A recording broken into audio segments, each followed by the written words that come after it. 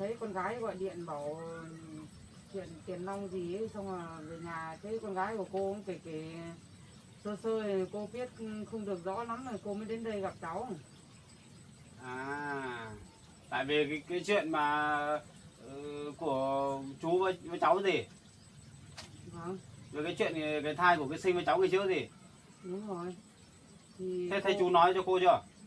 chú thì không thấy nói gì đâu, nhưng mà chỉ thấy đòi bảo là cô đi bán vàng xong rồi cho mượn tiền đi buôn trâu buôn bò gì đấy, nhưng mà con gái kể thì lại thấy khác, cho nên là cô biết không được rõ mấy, cô đến đây hỏi cháu cho nó rõ.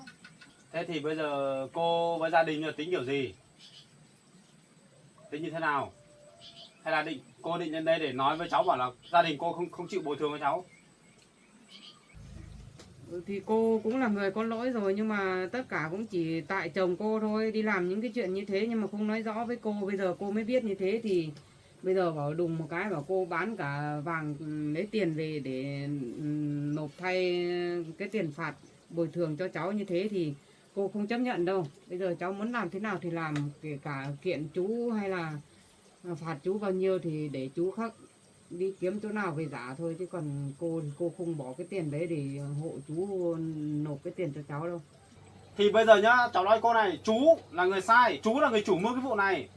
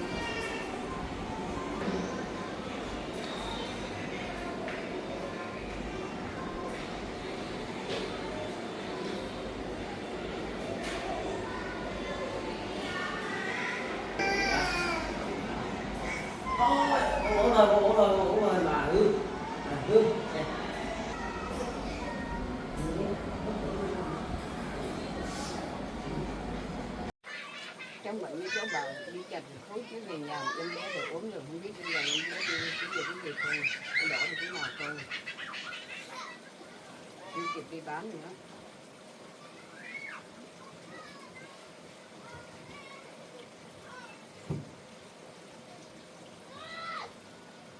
Cái người nhà này chín nhanh thật, mới chặt được 2 hôm mà nó đã chín gãy hết cả rồi.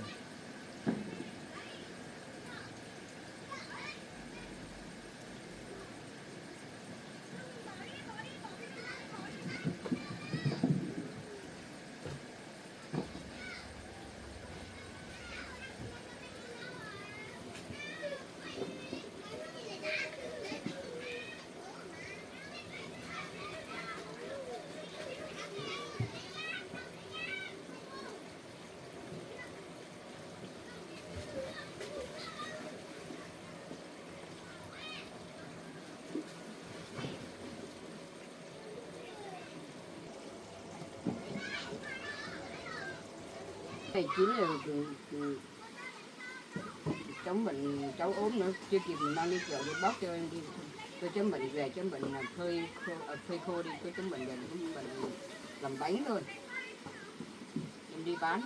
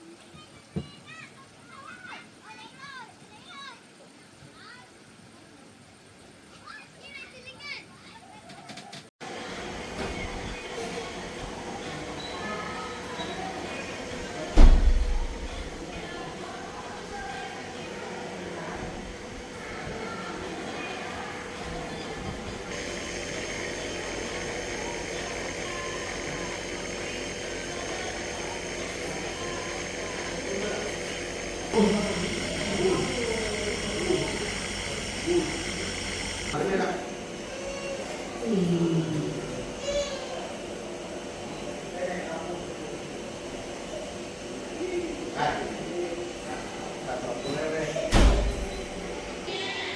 bụi bấm đi kìa.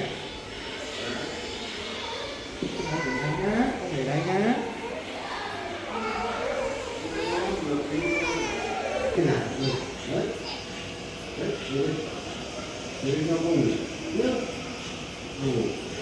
Ô. Đây chỉ là không có gì.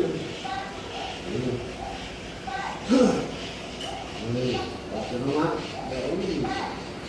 Đây, đúng không?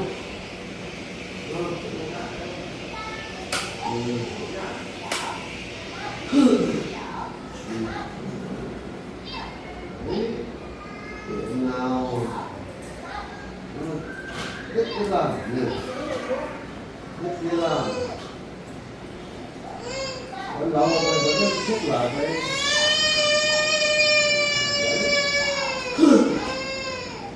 bây giờ là cái gì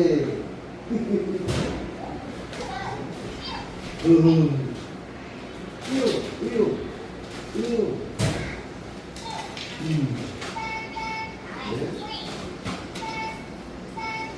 đấy đấy nó rất càng nữa càng nữa này càng thú vị đúng không?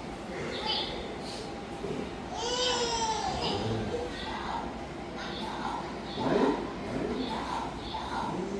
đấy cái đầu đi không?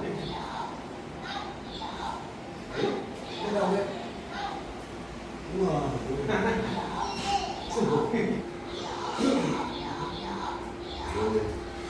Biết chơi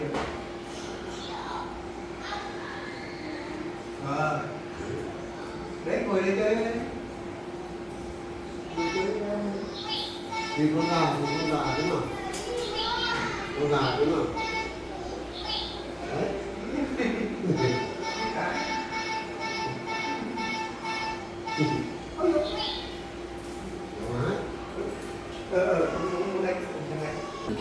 cũng đi chơi quen nhiều này quen đi chơi rồi đấy làm đấy đúng càng giúp Phình đó. đúng rồi Ôi, giỏi lắm.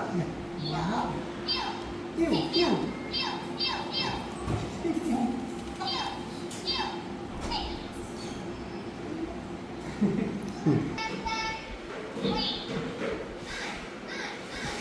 con gà đúng không? Thì con gà đấy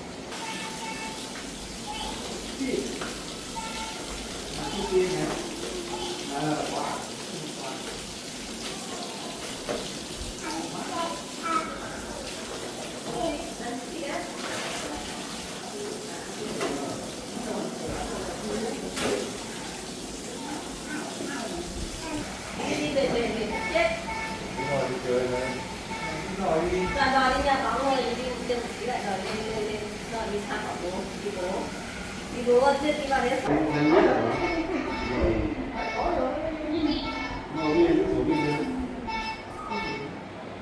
là chết thằng bé đấy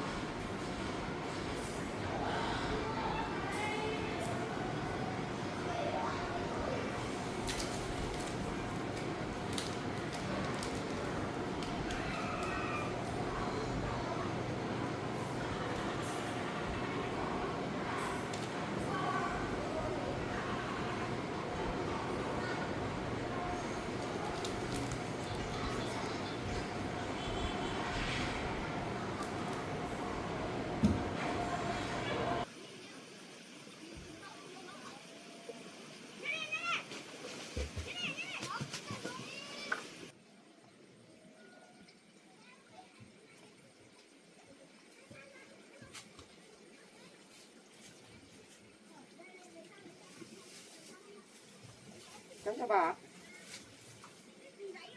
Cháu là ai? Bà không nhận ra cháu nữa. Không, bây giờ bà không nhận ra cháu là ai. Yeah. Cháu Bảo đi đâu rồi bà? Cháu Bảo không ở nhà đâu. Cháu hỏi cháu Bảo không được vậy. Có cái việc gặp cháu Bảo mà. Bà không nhận ra cháu thật á? Thật mà bà không nhận ra cháu. Sao bà sợ thế? Cháu là người quen mà, có phải người lạ đâu mà bà sợ thế? Bà không biết cháu là ai đâu, bà chẳng sợ à? Cháu người quen mà. Thì quên sao lại cháu lại trùm kín thế này? Bà không nhớ cháu thật á? Không, Cháu là Thuận mà. cháu tên là Thuận thật à? Vâng, cháu tên là Thuận này. Cháu là mẹ của cháu sinh à? Vâng, Sao cháu lại trùm kín thế? cháu bị ốm mà bà. Mấy ngày nay cháu ốm. Cháu phải mặc như thế. Thế là cháu ngồi đây. Vâng ạ.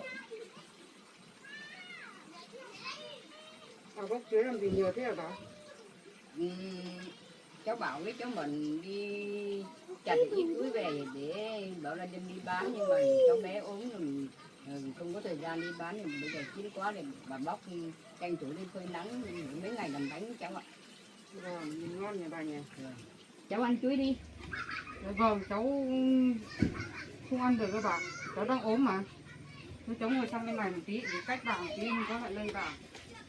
Cháu không dám ăn đâu bà. Cháu không sợ, cháu cứ ăn đi. Vâng, cháu xin ạ. Cháu cũng bị cúm à? Vâng ạ. Cháu mấy ngày nay cháu bị cúm. Trước cháu xin lên đây cũng che kín hết cả mặt mũi đi, cũng là bảo là cúm. Thế con gái của cháu lại vào đây à bà? Vâng. Thế con cái sinh con của cháu lại cũng ốm á? Cũng bị cúm mà. À thế à? Vâng. Không, cái này thì cũng không sao đâu, bởi vì mùa này mùa cúm, mùa dịch mùa cúm mà bà. Vâng. Cái này cũng dễ hiểu thôi. Thế hai vợ chồng cháu Bảo đưa con đi bệnh viện lâu chưa bà? Sáng sớm đây hai vợ chồng cháu bảo đưa cháu bé đi bệnh viện rồi. Thế á, thế bây giờ chưa về à bà? Chưa, Cháu bé nó ốm làm sao mà đi bệnh viện lâu vậy? cháu bé cũng bị ho nữa thôi. À thế à, đúng rồi, mùa này mùa ho mùa cúm mà. Vâng, Người lớn còn bị nữa là trẻ con bà. vâng. Chắc phải đi dùng thuốc rồi nó khỏi thôi. Thế cháu lên đây tìm cháu bảo có cái việc gì không? Dạ, cháu đến gặp vợ chồng cháu bảo cũng vì cái chuyện của con gái của cháu ấy bà. Thấy con gái của cháu bảo là bố nó đi muốn hỏi cháu lấy tiền đi giải quyết cái việc cái thai đợt trước con gái của cháu với lại cháu bảo đấy bà. Thế là cái đấy là chuyện đấy là bà không biết đâu. Nên là Vậy à? vâng. Cháu tưởng ở đây mọi người biết hết rồi. Không, Sáng nay thấy con gái của cháu nói thế xong cháu bảo ô không biết là chuyện gì như thế, xong rồi con gái cũng kể sơ sơ rồi cháu mới muốn biết rõ, cháu đến đây hỏi hai vợ chồng cháu bảo xem là câu chuyện nó như thế nào ấy. vâng. Bây giờ tự dưng lại đòi dùng đến cả tiền nữa, không biết là câu chuyện như thế nào. Cái này là do chồng của cháu thôi. Đi làm cái giấy xét nghiệm ADN không phải của cái sinh là không phải con của cháu bảo, nhưng mà chồng của cháu cấu kết với lại một bác sĩ khác thì là đổi cái giấy xét nghiệm kia sang trên cháu bảo thì cháu bảo phải chịu hậu quả. Bây giờ cháu vâng, chồng của cháu phải hoàn bồi lại số tiền để cho cháu bảo là đúng rồi. Thế cả nào cứ thế bảo tiền nong thì cháu không hiểu cái gì. Cái chuyện này cháu có biết đâu, con gái cũng không nói rõ, thì hôm nay bà nói thì cháu mới biết như thế. Cháu ạ, cái kết quả ADN này không phải là con của cháu bảo đâu, con Vậy những à? người khác. Vâng, hôm nọ cháu xin về đây cũng nói rồi. Vậy à? Vâng, Cái chuyện này là từ đâu ra mà lại không phải của cháu bảo, mà ngày trước là cứ bảo của cháu bảo là như thế nào? nó tay của chồng của cháu thôi. À thế à? Vâng, Sao chồng cháu lại làm ra cái chuyện như thế này nhỉ bà nhỉ? cái làm cái kết quả xét nghiệm ADN thì đánh đổi sang tên cháu bảo, À, con thế những à? người khác sang tên cháu bảo phải gánh chịu hết hậu quả cái gì nữa. Vậy thì khổ thân cho hai vợ chồng cháu bảo nhỉ, bao nhiêu thời gian phải chịu đựng những chuyện như thế cháu có biết gì đâu. Thế phải nào chồng cháu mới hỏi cái số vàng của cháu như thế, phải nào hỏi cái số tiền để mang đi trả lại cho cháu bảo. Nhưng chuyện này cháu không nhất trí đâu, còn lâu cháu mới cho. Chồng cháu làm ra thì chồng cháu không chịu, chứ cháu không chịu cái việc này đâu. Kể cả tiền một đồng một xu cháu cũng không cho nhà cháu làm cái chuyện như thế đâu. Chồng cháu làm ra thì chồng cháu khác giải quyết thôi, cháu không cho đồng nào đi giải quyết cái việc này luôn. Mà cũng làm như thế này cũng khổ thân cho vợ chồng cháu bảo nhỉ. Cái này là bà cũng không biết đâu, vì đây là do chồng của cháu làm ra, bây giờ chồng của cháu phải chịu hoàn bồi lại thôi. Cháu đi làm ở bên ngoài, cháu đi làm nước ngoài, cháu có biết cái chuyện như thế này đâu. Về nhà thì thấy hai bố con cứ nói thế thì cháu cũng tưởng là như thế thật, thì cháu cũng nói theo hai bố con, thì cuối cùng là chuyện này nói không cho cháu bảo thôi. Hôm nay cháu mới biết như thế thì đúng là chồng cháu làm cái chuyện như thế này không chấp nhận được. Bây giờ vợ chồng cháu còn đang xích mích nữa. Bây giờ mà vì cái chuyện như thế mà về đòi tiền của cháu thì cháu không cho đâu. Vì vợ chồng của cháu thời gian này có chuyện riêng gia đình ấy, vợ chồng cháu không hòa hợp với nhau, cho nên là cháu sẽ không giúp chuyện này cho chồng cháu đâu. Bà không biết đâu. Nên là do cháu bảo cháu bảo làm cái đoàn tiền dạng làm cho cháu bảo thế thôi. Là cái tiền đó là giá trị của cháu bảo mới là của cháu bệnh đấy, làm cho cả nhà luống cũng suốt một thời gian lâu dài là không phải ít đâu cháu ạ. Cháu biết là bố con nhà nó làm cái chuyện như thế thì nói ra thì cái sinh của con gái của cháu ấy nó cũng là không hiểu biết về cái chuyện ý bố nó làm như thế, cho nên là cũng cứ bảo là con của cháu bảo như thế thì tôi đây là sai thật. Nhưng mà về bây giờ vợ chồng cháu còn đang trục trặc như thế thì bảo tiền nong cháu giúp, cháu không giúp được đâu bà. Với lại tiền đấy thì tất nhiên là trước cháu đi làm nước ngoài thì cháu cũng có gửi về, xong là với cả tiền của chồng cháu nó cũng góp vào đấy mua được một cây vàng đấy, nhưng mà đến bây giờ thì vợ chồng cháu không hòa hợp như thế, bảo cháu mang cái tiền đấy đi giúp thì trả lại cho cháu bảo thì cháu lại không chấp nhận cháu làm như thế đâu, kệ bố của cái sinh muốn làm thế nào thì làm, cháu không vội đâu. Cháu không biết thì là đúng thôi, nhưng mà do bố cháu sinh với cháu sinh là phải chịu trách nhiệm, không là cháu bảo làm đơn kiện nên là lúc đấy là xảy ra chuyện to thế đấy. Cháu bảo nói thế mà. Vâng, là vì làm mất giá trị của cháu bảo rồi mà. Vậy à, bây giờ đấy lại dính cái chuyện như thế này, cháu cũng không biết giải quyết được kiểu gì đấy, cháu mặc kệ thôi. Nhà cháu làm ra chuyện như thế thì để nhà cháu khác lo, chứ còn cháu cũng tham gia cái chuyện đấy đâu, mặc kệ. Bây giờ cháu cũng thấy hối hận, cháu đã đồng tình với hai bố con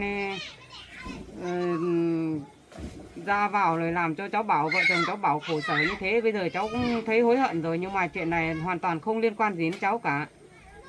Còn hai bố con gây ra như thế thì kệ hai bố con khác làm thế nào thì làm, cháu không liên quan đâu, kệ thôi. Cái chuyện này có cả liên quan đến cháu đấy, chứ là cháu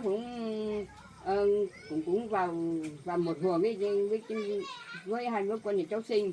Nếu mà cháu không giải quyết xong cái chuyện này cho cháu Bảo là cháu Bảo không để yên cho gia đình nhà cháu đâu. Bà bảo cháu liên quan thì làm sao nói thế được bà, bởi vì cháu cũng có biết gì đâu, cháu cũng bị hai bố con bịt mối cho nên là cháu mới hùa theo thôi. Chứ cháu mà biết như thế thì làm sao cháu lại hùa theo hai bố con làm như thế được. Đến bây giờ cháu mới biết là cháu cũng cảm thấy cháu làm như thế là sai thật, nhưng mà bởi vì bị hai bố con cái sinh nó bịt đầu mối rồi, cháu không hề biết một cái gì. Bây giờ tự dưng bỏ lấy tiền của cháu đi thì cháu không chấp nhận được đâu, mà kệ thôi. Ngày đấy thì cháu nghe thấy bố con nói thế, xong rồi cháu gặp cháu Bảo vài lần thì cháu Bảo cũng có bị cái sinh có ý đồ như thế, thì cháu cũng cứ tin tưởng là con của cháu Bảo, thì cháu cũng hùa với hai bố con như thế. Nhưng đến bây giờ thì bảo không phải thì cháu không chấp nhận là cháu cũng có ý đồ sai với cháu Bảo đâu. Thì cháu đều bị hai bố con làm như thế thì cháu mới làm theo. Nhưng bây giờ mà cháu biết rồi thì cháu lại không phải là người cháu suy nghĩ như thế. Nhưng cháu biết như thế không bao giờ cháu làm như thế với cháu Bảo.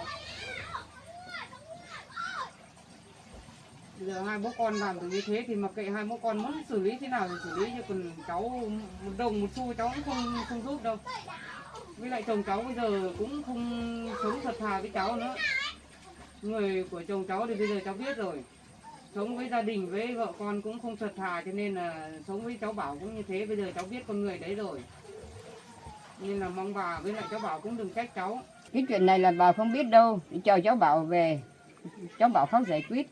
Nên là nếu mà bố của cháu sinh với lại cháu sinh mà không giải quyết tiền nong như số tiền trả lại cái giá trị của cháu Bảo, là cháu Bảo sẽ làm đơn lên ra công an đấy, lên công an đấy. Thì lúc đấy công an phát giải quyết thì gọi cả nhà cháu lên đấy. Đây là cháu Bảo làm thật đấy, này cháu Bảo không nói mồm không nữa đâu. Cháu Bảo lấy 90 triệu đấy. Ui vậy thế á? 50 triệu là giá trị của cháu Bảo, còn 40 triệu là cái tiền xét nghiệm ADN.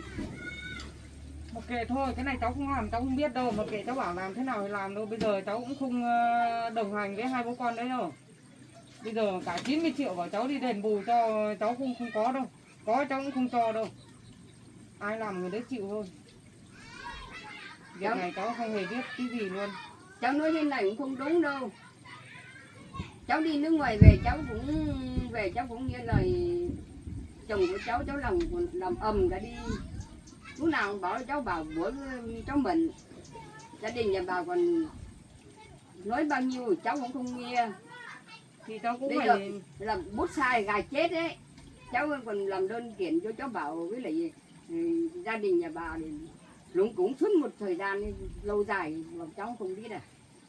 Thì lúc đấy về cháu thấy con gái cháu bị như thế thì cháu cũng thấy xót xa về con gái của cháu, thì thấy bố con nói thế thì cháu cứ tưởng là như thế thật, thì cháu cũng đòi lại công bằng cho con gái cháu thôi mà. Cháu ngờ đâu là bây giờ là câu chuyện nó không giống như thế mà hai bố con lại dựng như thế. Thì bây giờ cháu mới biết ra là bằng ra cháu cũng bị hai bố con kia nói dối thôi, chứ còn có phải là cháu biết thật mà cháu còn đồng tình với hai bố con làm như thế đâu. Cháu bà phải hiểu cho cháu chứ. Bây giờ mà chuyện như thế rồi mà cháu bảo làm căng quá thì cháu cũng mặc kệ, chồng cháu muốn làm sao thì làm. Con gái của cháu thì chắc là bây giờ mới biết như thế, rồi lúc đấy làm gì biết bố nó làm như thế.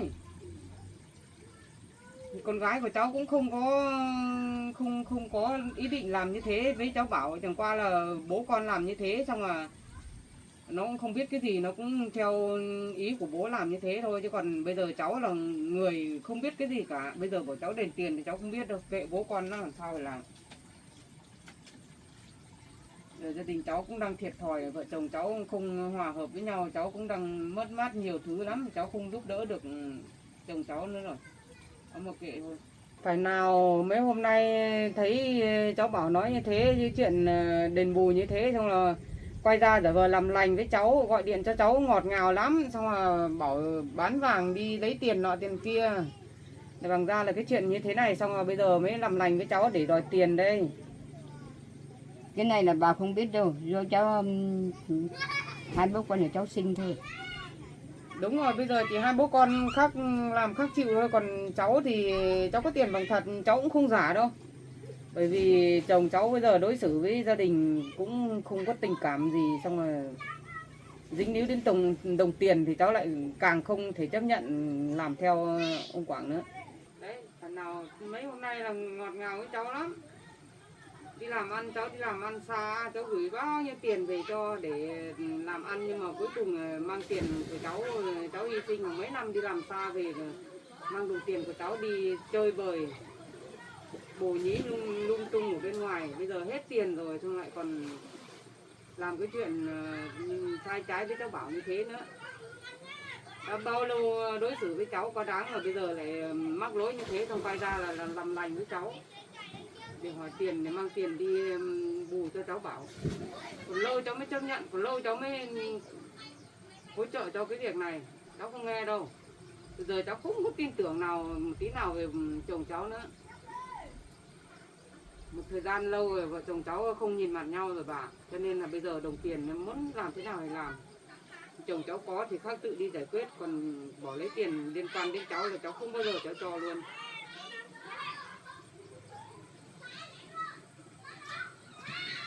Chồng cháu càng sống quá đáng với gia đình cháu, bây giờ cháu không có trách nhiệm cháu phải lo cho chồng cháu nữa đâu. Ở đây cháu bảo muốn làm thế nào thì làm, kệ không, cháu không tham gia đâu. Thế bà không có số của cháu bảo à? Bà không có đâu cháu ạ. Tưởng bà có số thì cho cháu xin để cháu gọi xem cháu bảo có về sớm không, cháu còn đợi. Bà không dùng điện thoại đâu, không có số điện thoại. Thế bà cũng không nhớ số của cháu bảo à? Không. Thế thì không biết cháu cứ chờ như thế thì không biết cháu bảo có về sớm không. Bây giờ đưa em bé đi trong bệnh viện, cháu em bé nặng đấy, nhưng thì em bé phải nằm viện thì cháu bảo không về được đâu. Thế sáng hai vợ chồng cháu bảo đi cũng không thấy nói gì là mấy giờ về hả bà? Không ạ. Cháu bảo có việc mình bận còn nữa, cháu bảo thì đi không biết lúc nào về đâu cháu ạ. Thế thì cháu chờ lần này cháu đến đây cũng không gặp được cháu bảo thì không biết là câu chuyện như thế nào. Thế thì cháu chờ một lúc, nếu mà cháu bảo không về thì cháu đi về thôi. Cháu có người chờ cháu bảo tí chân cháu bảo nó về. Cháu chờ một lúc, nếu mà vợ chồng cháu bảo về thì cháu hỏi luôn câu chuyện như thế nào. Nếu không được thì cháu về, để khi khác cháu lại hỏi lại.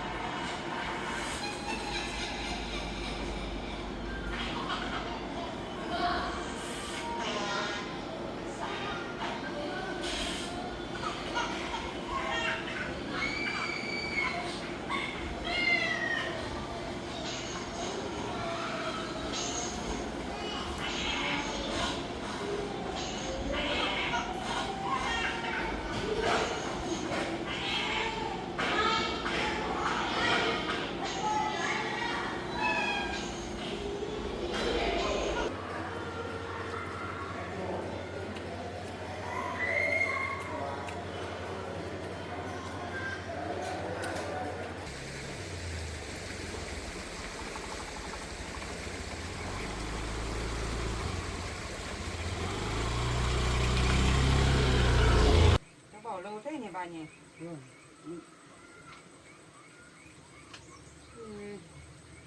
Chắc cháu không chờ được nữa bà. Vâng. Cháu sẽ bà cháu đi về. Vâng. Nếu mà cháu bảo về thì bà bảo với cháu bảo là có mẹ sinh đến đây tìm cháu bảo. Vâng. Bà bảo hộ cháu như thế nhé. Vâng.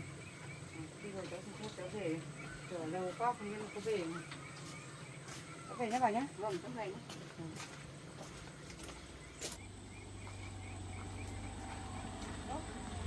Cháu về rồi à?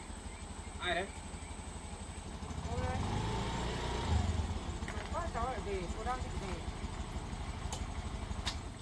Cô là ai đấy? Sao nhìn lạ thế? Cô là mẹ sinh đấy. Mẹ của Sinh á? Cô có làm sao đâu mà cháu cứ nhìn thế. Mẹ của Sinh đến nhà cháu sao lại che kín mặt kín mũi này? À, cô đang ốm mà.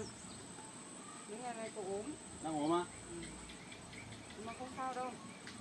Cô lên nhà cháu lâu chưa đấy? Cô lên đây chờ cháu lâu rồi, vừa xin phép bà bảo cho cô đi về nhưng mà mai quá đến đây lại gặp cháu ở đây. Thế cô lên có việc gì? Có, cô có tí việc thì cần gặp cháu. Gặp cháu á? Ừ. Cô vào nhà ngồi đi. Trong thời gian này ai cũng đến nhà cháu toàn đến che mặt che mũi. Cô vào đây. Bị ốm thật à? Cô ốm thật mà. Cô ngồi ra đây. Cháu vừa từ bệnh viện về đấy. Thế con bé nhà cháu đỡ nhiều hơn chưa cháu? Đi khám thì cũng không nặng lắm đâu. Chẳng qua là thôi thì em bé thì ở nhà nó cũng tốt, nó không được tốt như ở ngoài thì cháu cho ở ngoài đấy nằm điều trị 1-2 hôm. Thế là hai mẹ con cháu bé ở bệnh viện à? Cô bị ốm cái gì? Sao lại thì che kín thế? Cô bị sốt, bị thủy đậu mà. Sốt rồi. Lại bị cúm à? Đúng rồi. Lạ nhỉ. Hôm trước thì cháu thấy cái Sinh đến nhà cháu cũng bảo là bị ốm, bị sốt, bị thủy đậu hay bị gì đấy. Che kín hết mặt. À, tại vì ốm cúm dịch như này thì nó cũng dễ lây lan đấy mà cháu. Lạ thế. Ở chung một nhà thì nó hay người này chuyển sang người kia. Chiều hôm qua cháu lên gặp chú thì chú cũng bảo bị ốm, che hết mặt hết mũi vào. Hôm nay cô đến nhà cháu cũng như thế. Vì dịch thì nó Làm gì có chuyện ngẫu nhiên trùng hợp thế nhỉ? dịch nó vẫn truyền nhiễm cho nhau mà, cho nên là Không phải bây giờ cô đang ở nhà ngoại à? có, nhưng mà thấy con gái gọi điện bảo chuyện tiền nong gì ấy, xong rồi về nhà thấy con gái của cô cũng kể sơ sơ thì cô biết không được rõ lắm rồi cô mới đến đây gặp cháu. À, tại vì cái chuyện mà của chú với cháu gì? Vâng, Về cái chuyện cái thai của cái Sinh với cháu ngày trước gì? đúng rồi. Thì Thế thấy cô- chú nói cho cô chưa? chú thì không thấy nói gì đâu, nhưng mà chỉ thấy đòi bảo là cô đi bán vàng xong rồi cho mượn tiền đi buôn trâu buôn bò gì đấy. Nhưng mà con gái kể thì lại thấy khác, cho nên là cô biết không được rõ mấy, cô đến đây hỏi cháu cho nó rõ. À. Thế là chú nói rồi, chú hỏi cô lấy tiền gì? Ừ. Thế không phải là chú không ở nhà nữa, hai vợ chồng cô chú bây giờ muốn ở một nơi mà. Sao Đúng tự rồi, nhiên như thế nhưng mà thấy gọi điện hỏi tiền với lại con gái của cô thì cũng bảo là câu chuyện như thế, bảo mẹ về đi như thế thì về thì con gái nó cũng nói qua cho nên là cô biết không rõ, còn cô mới đến đây hỏi cháu là câu chuyện như thế nào. Bây giờ chồng cô lại đòi tiền, với lại nãy cô về đây cũng thấy bà kể chuyện như thế rồi, nếu mà như bà nói thì chuyện như thế này thì cô không chấp nhận được đâu. Thế thì bây giờ cô với gia đình là tính kiểu gì? Tính như thế nào? Hay là cô định lên đây để nói với cháu bảo là gia đình cô không chịu bồi thường với cháu? Nó đúng ra là cũng như thế đấy. Bây giờ cô định lên đây nói với cháu bảo là gia đình cô không nhất trí gì? Tại vì cái này là trước kia cô đi làm xa cô cũng có biết bố cái Sinh nó ở nhà nó làm giả giấy tờ cho cháu như thế đâu, bây giờ về thì cô mới biết như thế. Cô cũng là người bị che mắt nên là cô không biết đấy. Bây giờ tự dưng mà mắc lỗi rồi mới gọi thì cô về để lấy tiền như thế thì chuyện này nó cũng là quá đáng, nên cô không chấp nhận lấy cái số tiền của gia đình đi để nộp thay cho bố cái Sinh, cho nên là cô đến hỏi cháu xem còn giải quyết bằng cách nào không. Chả có cách nào cả. Bây giờ cháu nói cô này, hiện tại đấy cháu không biết là gia đình cô ngày trước là chú có nói với cô về cái vụ này không, chả biết cô có biết không. Còn cái Sinh thì cháu biết rồi, Sinh nó bảo nó không biết, Sinh thì bảo là mỗi bố làm thôi. Thì bây giờ nhá, chuyện nó nước này rồi, cô với chú nhá, hai vợ chồng thu xếp tiền bồi thường cho gia đình cháu nhá. Còn hôm nay cô ấy, đến đây để nói những cái lời này nhá, cháu không muốn nghe nhá, cháu đang vội. Cháu đang bận nhá. Thì bây giờ đằng nào cô cũng gặp cháu rồi thì cháu cũng cứ ngồi lại để thảo luận cái câu chuyện như thế đã. Còn lỗi lầm đấy là của chú thôi chứ không phải của cô đâu. Lỗi lầm của ai không cần biết, bây giờ không có thảo luận gì hết. Bây giờ cháu bảo này, cô chú về thu xếp tiền rồi mang tiền ra đây để đền bù cho gia đình cháu nhá, bồi thường cho gia đình cháu ấy nhá. Còn không ấy, cháu đã nói với chú rồi, còn không ấy, trong vòng 4 ngày cháu đã làm giấy tờ hết rồi với chú ấy nhá. 4 ngày nếu không có tiền trả cháu ấy thì xác định là đợt này không có chuyện cầu xin nữa nhá. Cháu nhẹ nhàng là lần này là lần thứ 2 rồi đấy. Nếu cháu nói thế thì cũng kệ thôi, chú làm ra thì để cho chú chịu, còn cháu đừng có lôi cái Sinh với cô vào đấy nữa. Thế chú, thế cô có hiểu rõ về cái vấn đề, cái chuyện mà cháu đang nói với chú chồng của Cô cô hiểu không? mà, cô Hiểu hiểu không? mà, tại vì là bây giờ chú đã làm giả giấy tờ ép cháu phải nhận bao nhiêu cái lỗi lầm, bao nhiêu cái gian nan thời gian đấy, thì đấy là cô cũng cứ gọi là cô nghe theo chồng cô để làm cái chuyện khó dễ cho cháu như thế. Thời gian đấy thì cô cũng có lỗi, nhưng mà cô cũng là người không biết gì mới nghe bố con mới làm như thế thôi. Còn bây giờ cô biết được như thế rồi thì cô cũng không thể nhận là cô cũng cùng làm cái chuyện xấu với cháu như thế đâu. Cô cũng là người không biết gì thôi. Cô cũng là người có lỗi đấy chứ không phải không biết gì đâu. Thì cô cũng là người có lỗi rồi, nhưng mà tất cả cũng chỉ tại chồng cô thôi, đi làm những cái chuyện như thế nhưng mà không nói rõ với cô. Bây giờ cô mới biết như thế thì bây giờ bảo đùng một cái bảo cô bán cả vàng lấy tiền về để nộp thay cái tiền phạt bồi thường cho cháu như thế thì cô không chấp nhận đâu. Bây giờ cháu muốn làm thế nào thì làm, kể cả kiện chú hay là phạt chú bao nhiêu thì để chú khắc đi kiếm chỗ nào về giả thôi, chứ còn cô thì cô không bỏ cái tiền đấy để hộ chú nộp cái tiền cho cháu đâu. Thế bây giờ cô nghĩ xem, nhà cô làm thế có đúng không đã? Thì thời gian đó cũng nghe theo ông chồng của cô thì cô làm như thế là cô sai rồi. Nhưng bây giờ cô mới biết như thế thì cô sai, cô cũng đi quá sai rồi thì cháu cũng phải bỏ qua cho cô. Còn cái chuyện chú làm như thế thì cháu muốn làm thế nào thì kệ cháu này. Vợ chồng cô bây giờ cũng không, tình cảm cũng sa sút rồi, cho nên là cô cũng không can thiệp vào cái chuyện của chú. Còn lành hay giữ như thế nào thì cô không can thiệp đâu, mà kệ thôi. Nhưng mà mong cháu đừng có lôi con gái của cô đi theo con đường của bố nó là được. Tại vì con gái của cô cũng bị bố nó lôi cuốn mới thì bị như thế rồi, chứ nó cũng là người không biết gì đâu. Thế cô nói thế bây giờ cô không đồng ý giúp chú để thu xếp tiền để bồi thường cho cháu, phải không? Đúng rồi. Thì bây giờ nhá, cháu nói cô này, chú là người sai, chú là người chủ mưu cái vụ này. Tất cả là chú làm ra hết. Nếu cô muốn hiểu cái vấn đề này, cô về cô gọi điện thoại cho chú đi, xong là hai vợ chồng nói chuyện đi. Đây cháu không biết, bởi vì cái lúc đấy cái chuyện này xảy ra là lúc đấy một thời gian ngắn ngắn, là lúc đấy là cô chưa về đến nhà đâu. Trước đấy đã có chuyện này rồi. Chẳng qua là cái đợt đi xét nghiệm ấy là cô đã biết rồi. Chính cô cũng là người ép cháu đấy. Thì cô có nói gì thì cũng can vào cái chỗ xét nghiệm rồi, thấy nó cũng rành là của cháu rồi. Nếu như chồng của cô mà không làm cái kết quả xét nghiệm giả đấy thì làm sao mà cháu có chuyện này? Làm sao vợ chồng cháu phải khổ thế? Vậy Làm sao mà phải đi nuôi con gái cô gần 1 năm trời, quậy phá tung nóc nhà cháu đây? Thế thì bây giờ cô mới bảo là chuyện như thế thì không liên quan với cô. Tại vì chú khắc dựng hết mọi câu chuyện như thế thì bây giờ chú khắc chịu thôi. Giờ cháu không biết đâu, cô chú thu xếp tiền bồi thường cho gia đình cháu nhá, đầy đủ, không thiếu một xu. Còn nếu không á, sau 4 ngày không có tiền giá liệu đấy, đến lúc đấy là cháu không nhân nhượng ai đâu, cháu sẽ làm đến cùng đấy, và chính cô cũng sẽ là người bị liên lụy này, và đặc biệt là chú sẽ không tha cho cháu đâu. Không đến nỗi cô phải mắc lỗi gì đâu, bởi vì cô cũng bị chồng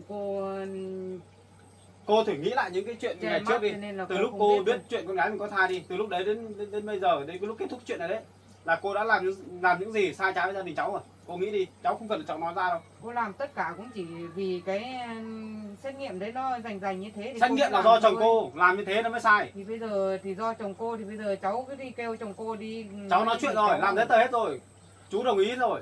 Chẳng qua chắc là chú không có tiền gom không đủ hay sao là gọi cho cô để lấy tiền bên gia đình phải không? Thế bây giờ chú làm sai thì bảo chú, bây giờ chú không có tiền thì kệ chứ, tiền thì bao nhiêu tiền cô đi làm nước ngoài về gửi bao nhiêu thì chú mang đi gái gú bổ bịch bên ngoài, rồi bây giờ mắc lỗi là còn bảo cô bỏ tiền ra. Đấy là việc của cô. Cô không cho tiền cho chồng mình thì là việc của cô nhá. Còn cháu chỉ biết là chú thôi, chú mà không thu xếp giả cháu trong vòng 4 ngày đấy nhá. 4 ngày hay cháu là sẽ không bao tha nhiêu đâu. ngày cũng kệ, Giờ cháu đang bận, cháu về để lấy ít giấy tờ với lại đồ đạc, cháu mang xuống để cho vợ cháu ở dưới bệnh viện kia. Không thời gian để ngồi với cô nói chuyện lâu đâu. Cô cứ về cô cứ bảo với chú thế. Cô về cô cũng gọi. Cháu chỉ biết là gia đình cô chuẩn bị đầy đủ và lấy tiền cho cháu thôi. Cô gọi 40 triệu tiền xét nghiệm ADN, 50 triệu là tiền bồi thường cái danh dự cho gia đình cháu này, bồi thường thiệt hại về tinh thần này, tất cả mọi thứ ăn uống của con gái cô nhá. Làm gì mà nhiều đến thế? Nói nhanh cho gọn thế. Đi xét nghiệm làm gì mất cả 40 triệu như thế?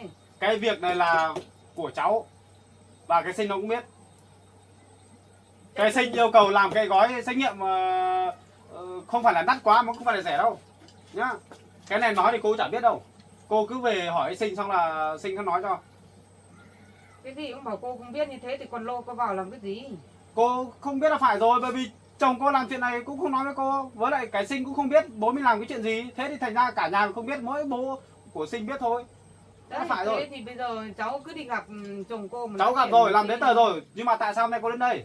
Vì lý do gì?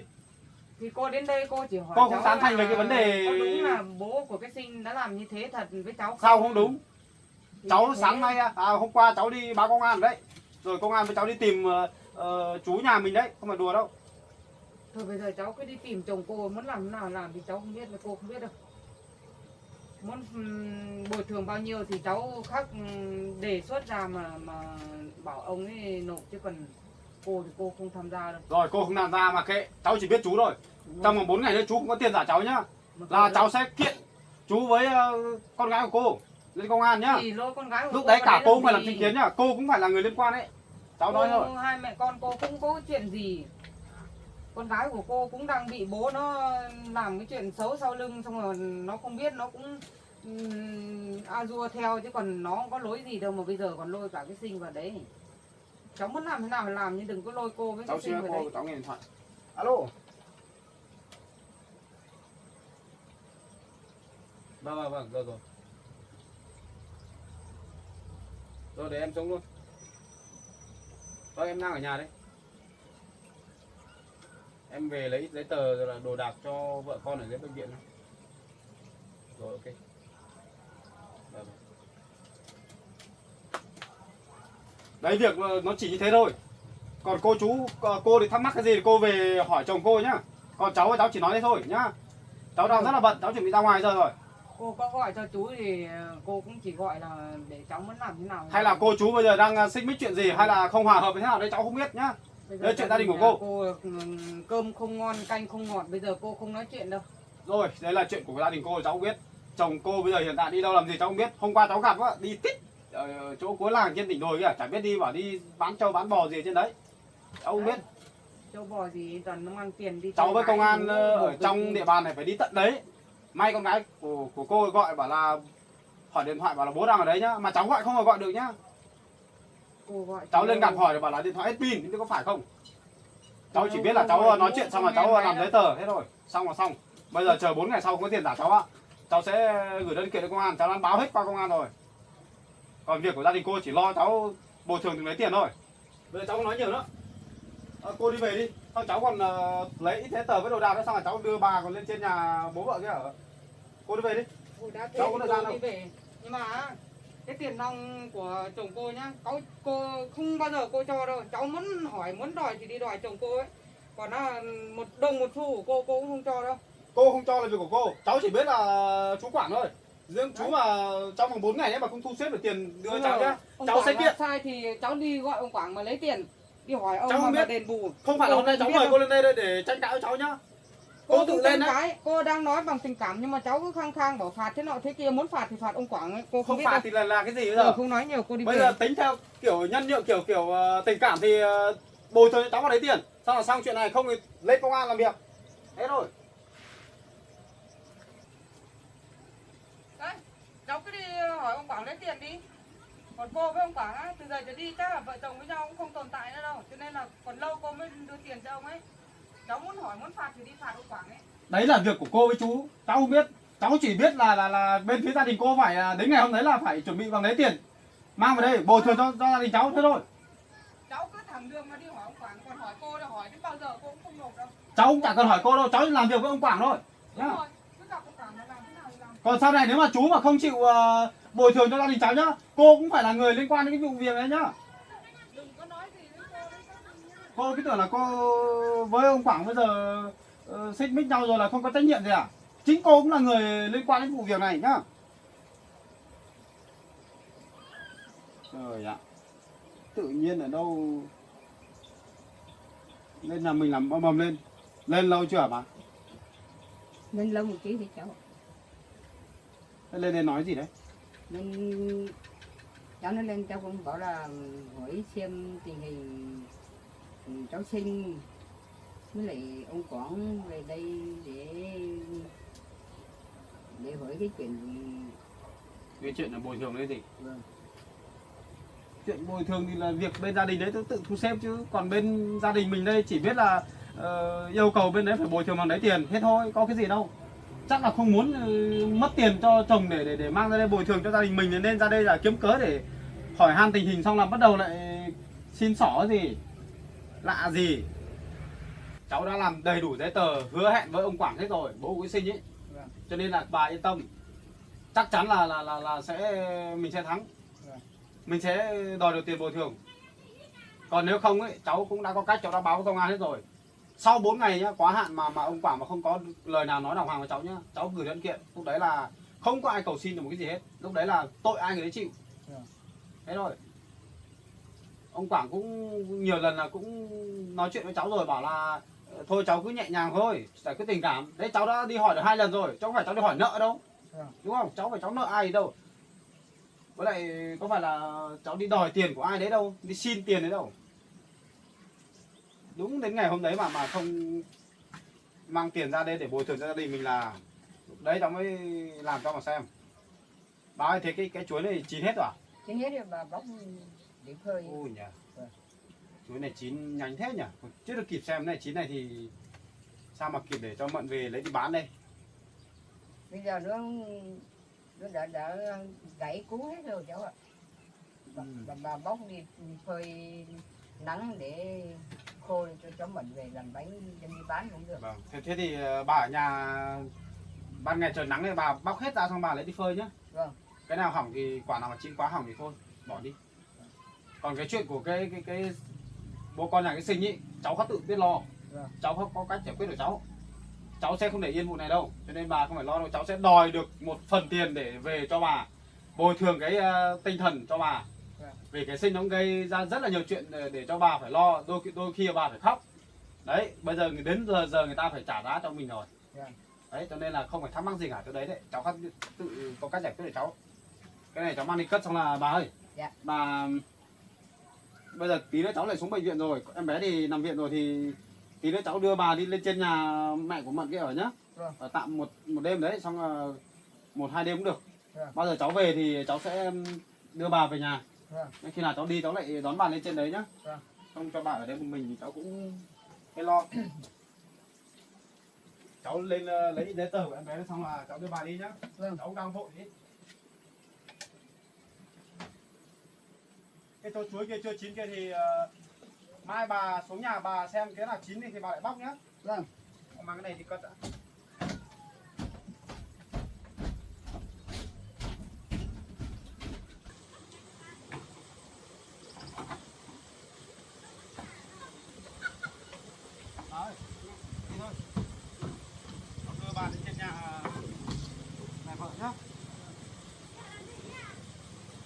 Đi sáng nay đi vội quá quên cầm cái thẻ khám bệnh của em bé. Đây này. Quên mất. Ba đi ra ngoài tìm cháu. À đây ba cầm với cháu. Cái này cầm cắt cái rơi. Cháu về kiểu là tháng này thì cháu dặn bà bảo là ở nhà thôi, chưa biết là ở viện hay không. Cháu về một phần là cháu còn về để đón bà đi lên trên kia ở xong cháu mới đi ra ngoài được. Xong rồi không về là để bà một mình ở nhà là cháu lo. Lấy giấy tờ ra ngoài nữa, mai khám bệnh ở ngoài bệnh viện thì nó được miễn phí. Không là mình phải mất tiền nhiều.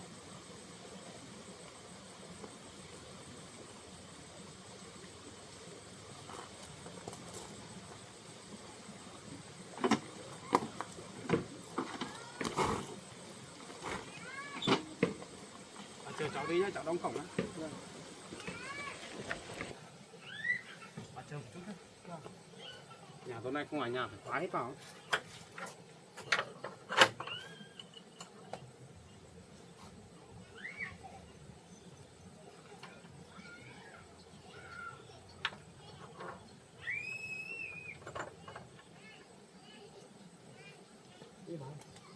Cháu đi bao nhiêu ngày? Cháu bây giờ cứ đi xuống đấy để xem cháu vừa ở đấy đông em bé xong là nếu mà em bé ổn rồi thì cháu lại chạy về trên này cháu còn đi làm cơ. Đi làm xong nếu mà nhắn tin cho vợ, nếu mà vợ bảo là em bé đỡ hơn rồi thì cháu sẽ không xuống nữa, cháu sẽ về nhà. Đấy, để cháu về cháu còn nhiều việc cơ. Đi ra đi vào để giải quyết công việc cơ. Bao giờ ở ngoài đấy cần có hỗ trợ gì cháu khắc tự thu xếp được rồi. Cần thiết thì cháu bảo mẹ cháu xuống dưới đấy hộ bạn chăm sóc em bé là được. Còn không thì cũng ở đấy một vài hôm thôi xong là về thôi mà. Hai hôm